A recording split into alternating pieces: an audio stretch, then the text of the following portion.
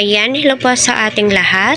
Shout out po sa Team EDC na naka-tune in dito sa aking channel. So, ang topic po natin ay inyong nababasa naman po mismo.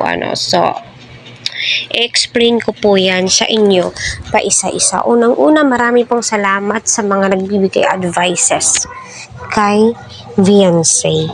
So, unang-una, bakit ko nga ba nasabi na Edu at saka si Viancy ay legal na?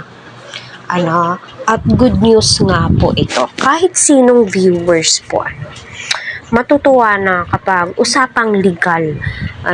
Hindi naman po yung legal na ipapakasal, no? Wala naman po sa usapan yan. No, kaya patuloy po natin suportahan si Kalingap Rab, Kuya Val at ang buong team Kalingap. Huwag po natin skip ang kanilang ads para sa ganun nga po ay marami pa pong kababayan po natin ang kanilang malingap. So yes, si Edu at saka si Viancy ay legal, no?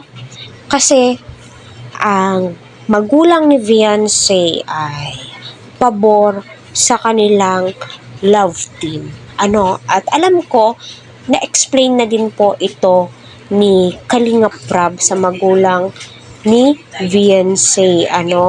So, ayun, naman po, sa parents din po ni Els, yes, legal na po, So, ipinakilala din po ni Edu itong si Viancy,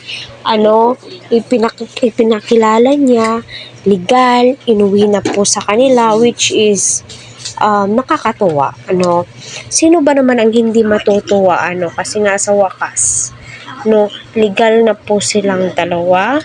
Pwede pong pumunta si Edu doon sa kanila. At alam naman po natin, na pinupuntahan po ni Edu itong si Viancy, binibisita po niya, kinukumusta po niya kung ano nga ba yung estado, kung ano po yung ginagawa po. At alam naman po natin lahat, alam po nila yung mga boundaries po nila, di ba?